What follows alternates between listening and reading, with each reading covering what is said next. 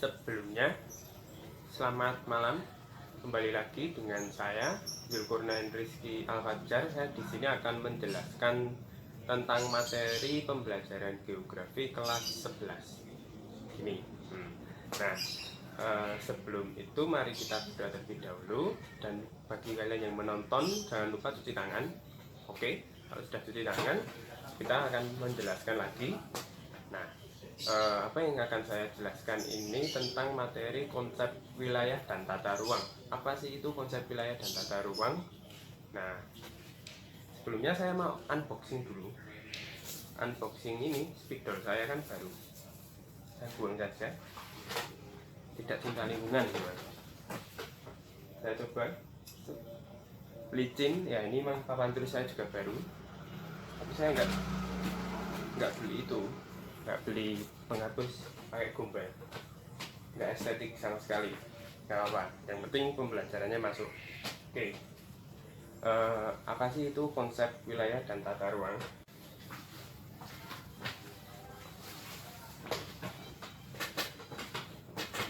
Nah, konsep wilayah itu biasanya ada orang-orang yang menyebutnya region. Region, terus mereka itu adalah wilayah-wilayah yang memiliki keseragaman atau gejala internal atau fungsi yang membedakan wilayah tersebut dengan wilayah yang lainnya.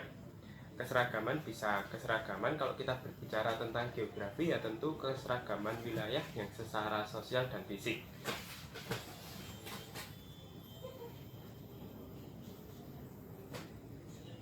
Seragamannya tadi apa? Geografi, sosial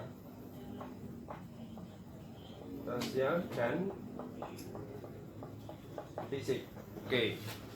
Kenapa harus sosial dan fisik? Karena kan ini menyangkut apa sih yang akan dijadikan wilayah itu satu gitu loh. Itu diseragamkan. Misal wilayah itu berhubungan dengan wilayah tata ruang. Nah, gini, jadi kan nanti kan hasil akhirnya kayak seperti wilayah nasional, wilayah provinsi, terus ada wilayah kabupaten dan paling kecil yang lainnya. Nah, itu kan untuk menjadikan wilayah itu jadi wilayah seperti nasional, provinsi dan kabupaten itu perlu pengelompokan keseragaman secara geografis, secara sosial dan secara fisik.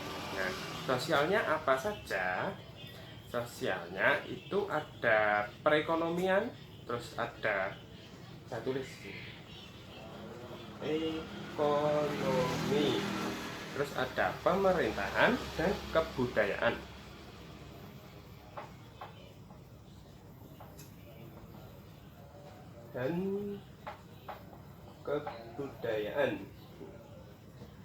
Ada wilayah yang diseragamkan menurut ekonominya, perekonomian.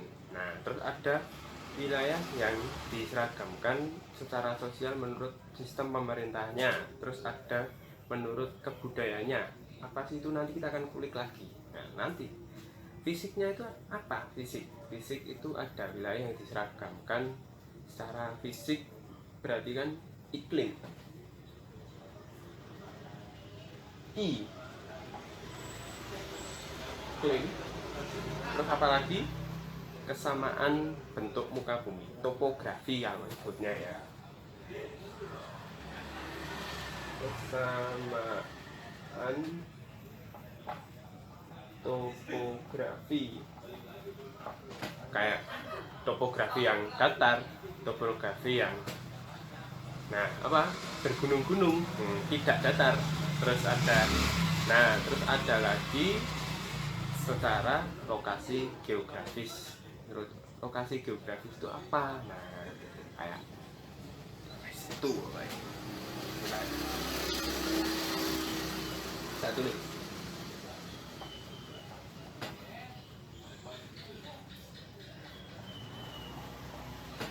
Mohon maaf, saya itu generasi milenial, jadi keseringan nulis di laptop, terus tulisan saya di papan tulis jadi sangat jelek emang. Tapi bisa dibaca, bisa, alhamdulillah harus bisa. Nah, karena kan kita berbicara tentang wilayah. Wilayah itu diseragamkan menurut gejalanya, dibagi dua. Apa itu dua? Ada wilayah formal sama wilayah fungsional. Formalnya itu ya ini formal. Sosial dan fisik ini adalah pembagian wilayah secara formal, secara umum, secara yang biasa dilakukan secara dasarannya gitu loh. Nah, paham kan? Terus ada wilayah fungsional.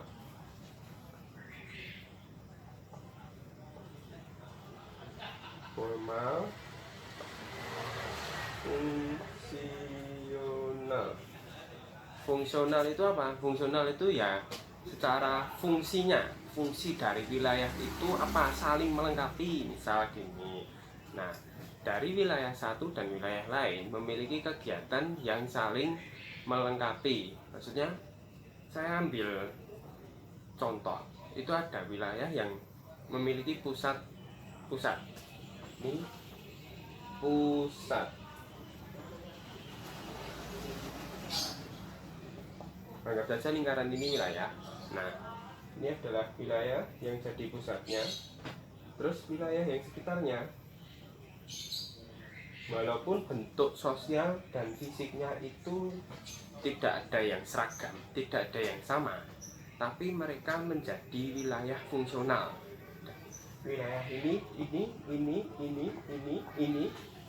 saling melengkapi satu dengan yang lainnya. Seperti apa? Seperti kalau kita berbicara tentang perwilayahan, ada yang namanya kota metropolitan. Nah, ada interaksi desa kota. Nah, itu kan kayak yang ada di Indonesia aja, Surabaya itu kan mereka itu antara Sidoarjo terus dengan Lamongan dengan yang lainnya. Nah, itu kan saling berkaitan, mereka saling membutuhkan. Surabaya sebagai pusat pertumbuhan, sebagai pusat kota pertumbuhan, terus misal Sidoarjo itu sebagai untuk pemasok kebutuhannya di kota. Kan kota itu kan biasanya tempat hanya untuk interaksi jual beli kan ya. Kalau yang di daerah-daerah lainnya kan ada pabrik, terus ada pertanian, ada perkebunan. Nah, wilayah kota untuk pusat jual belinya, untuk kantor dan lain-lain. Wilayah-wilayah yang lainnya itu menghasilkan barang-barang yang akan dijadikan lingkaran itu, penjualan itu. Jadi mereka saling berkaitan. Misal kalau di wilayahnya A itu hanya menghasilkan pertanian, nah mereka akan menjual barang pertaniannya itu kemana? Nah, itu kan menjual barang pertaniannya, kalau dia stagnan di wilayahnya itu doang kan berarti dia hanya menjual. Misal tetangga saya menjual ke tetangga saya, padahal tetangga saya itu kan juga bertani, sama-sama bertani, dia tidak payu kan ya, nggak laku sih. Nah, makanya kan inisiatif dia pergi jauh ke kota untuk menjual barang taninya itu.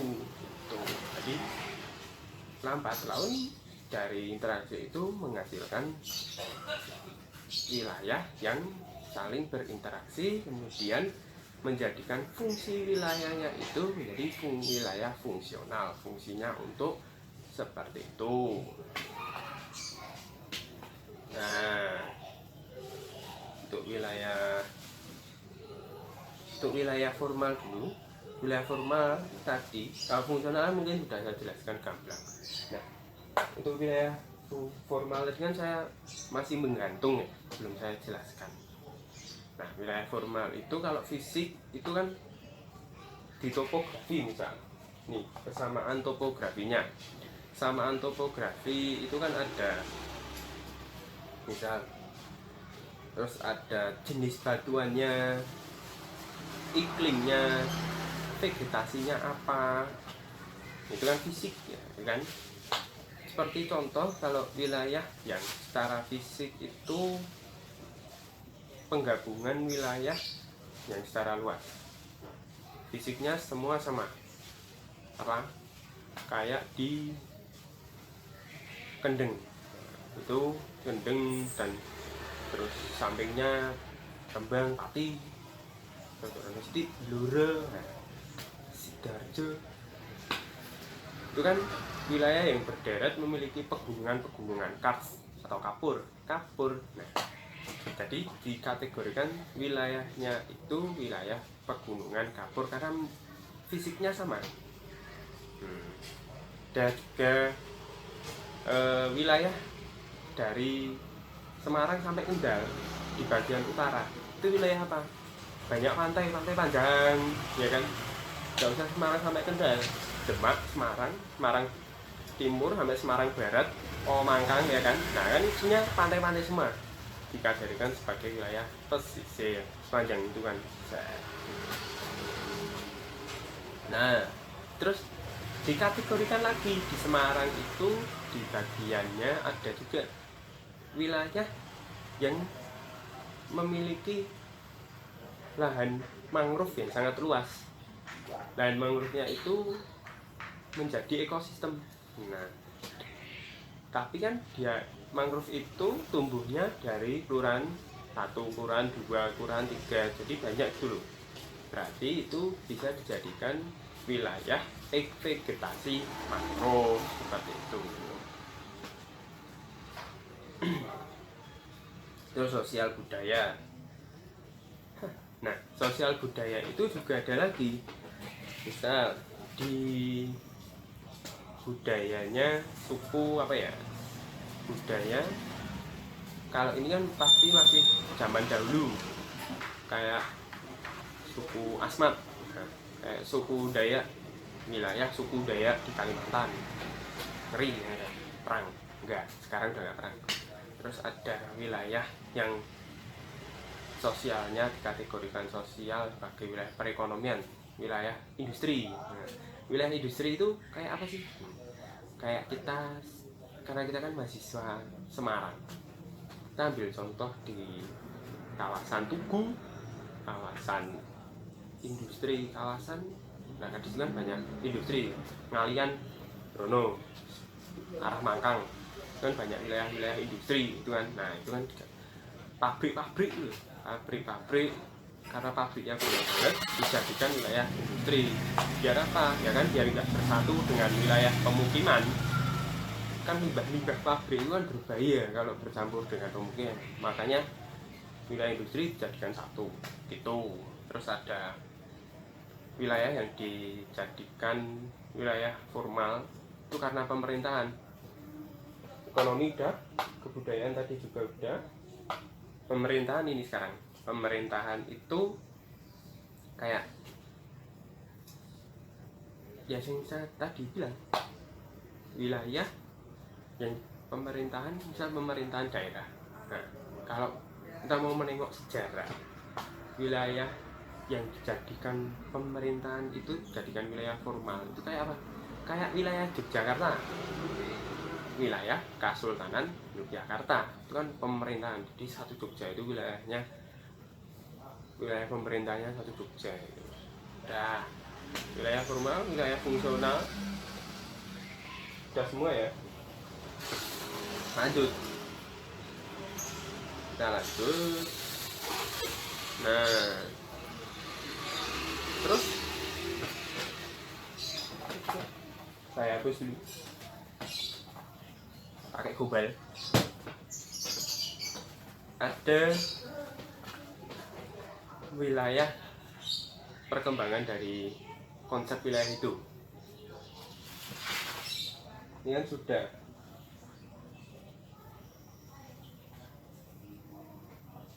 wilayah. Nah, wilayah tadi kan intinya cara menjadikan tempat itu yang sangat luas dibagi-bagi menjadi wilayah yang sama. Nah, baginya pakai cara itu tadi, wilayah formal dan wilayah regional. Setelah kita tahu cara membaginya, cara apa ya, dibagi-bagi itu, terus ada lagi perkembangan dari konsep wilayah ini. Kita turunkan menjadi Benrot apa?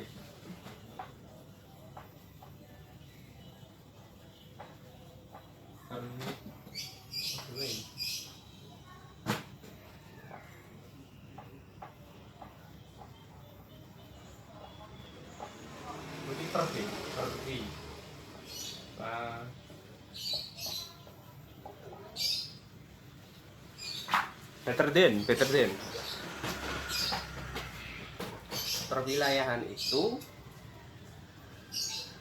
apa? Nah, perwilayahan ini adalah caranya. Kalau wilayah tadi kan kita belajar tentang konsepnya, apa sih yang membuat beberapa tempat itu bisa dibagi menjadi wilayah-wilayah dengan cara apa. Nah, kalau perwilayahan itu adalah caranya meregionalisasi suatu permukaan bumi dengan berbagai caranya apa lagi. Nah, itu adalah perkembangan dari sosial dan fisik tadi. Kalau kita menggunakan cara-cara itu ada banyak sekali, seperti cara yang disetujui oleh ilmu perwilayahan. Ada DAS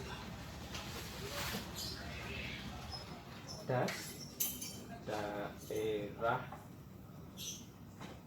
aliran es sungai. Terus ada wilayah homogen,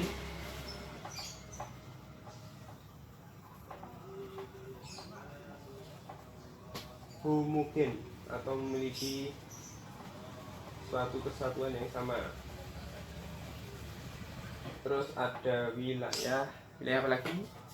Nodal.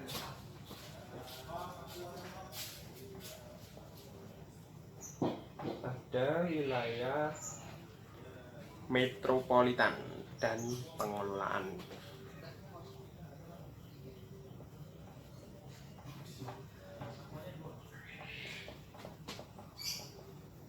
Dan wilayah